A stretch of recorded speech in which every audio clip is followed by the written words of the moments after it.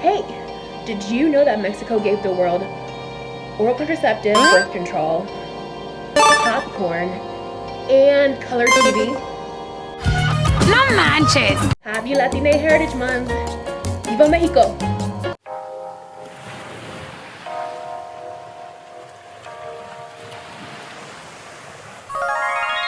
Hey compas, it's your girl Juliet here. Welcome back to my channel for a special Hispanic Latina Heritage Month edition of Makeup Anthology Monday. Okay. If you're new here, hi, I'm Dom. Every Monday I sit down and do my makeup while telling you about a story from around the world. So if you like that kind of content, make sure to like this video, share with your friends, and comment below. Are you done yet? Today we're gonna learn the story of Popo and Itza, the tragic lovers of Mexico City, Juliet. As we list down below, and I've already prepped and color printed my face, and we're just gonna dig in. Why not? So I've previously covered Mexico in Makeup Anthology Monday with La Llorona story.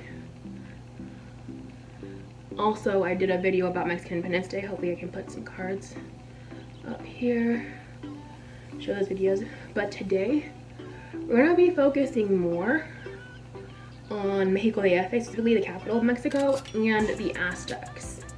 The Aztecs were known as the Mexica, and they formed a settlement called Mexica Tenochtitlan, where they set up a settlement that would become today what is Mexico.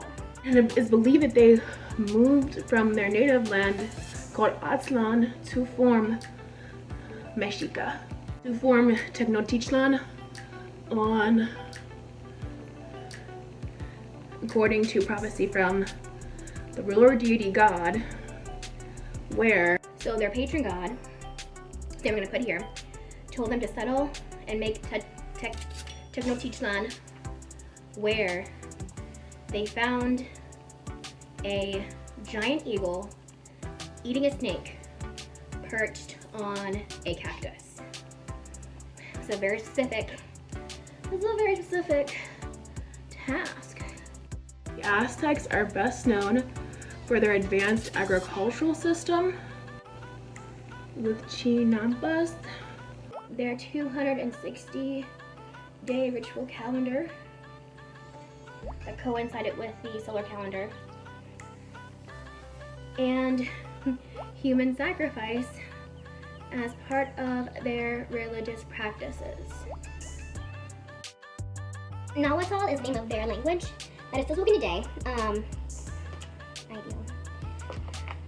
It's very interesting because it says like they spoke classic Nahuatl in this time of the Aztec rule, but like that there are hundreds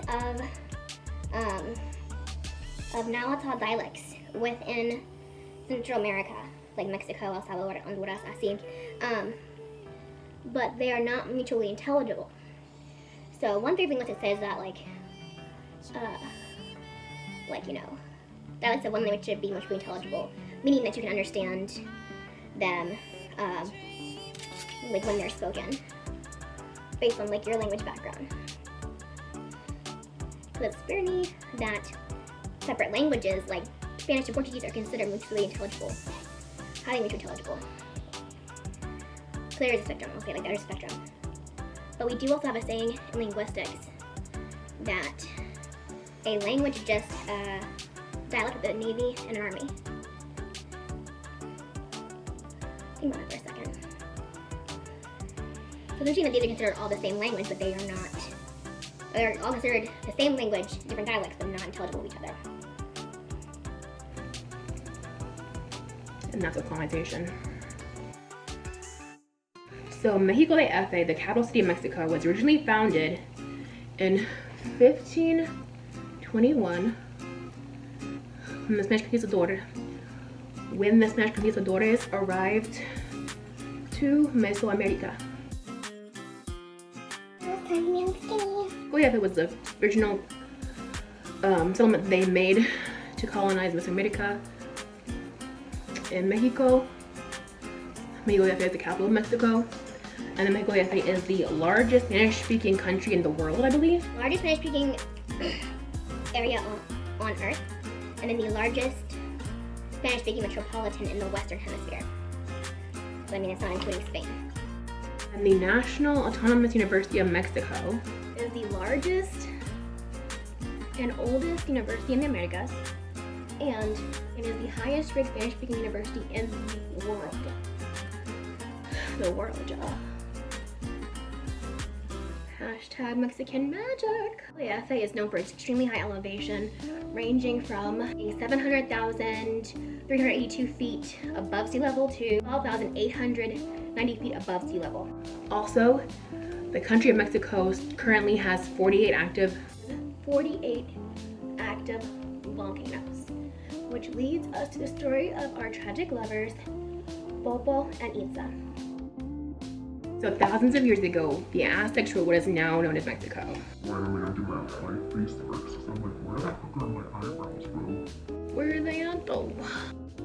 During their rule, it was common practice to subject neighboring towns and require them to pay taxes. That's the only thing we're guaranteed in this life is death and taxes. Chief of a rival tribe named the Textlaxtlas of the Tlaxcaltecas. They were enemies of the Aztecs, and they did not like the subjugation, basically. They were like, no way, Jose. Before Jose was Jose. But like, they were like, no, screw that. We don't want to be subjugated under your taxes or not part of your nation. But then Aztecs would beat them more constantly. They were like, oh shit. You gotta deal with it. are you kidding me? The leader of this rival tribe to the Aztecs declares war. And he's like, look, I want freedom from them. So we're gonna declare war on you guys. You have to like set us free. The chief of the Aztecs, he never gets a name for him. I never found his name. If anyone knows his name, put down below. The chief of the Aztecs had a beautiful daughter named Itza.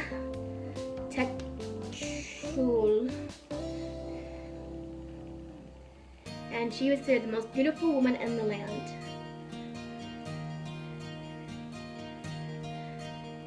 I know her name means woman in white in Nahuatl.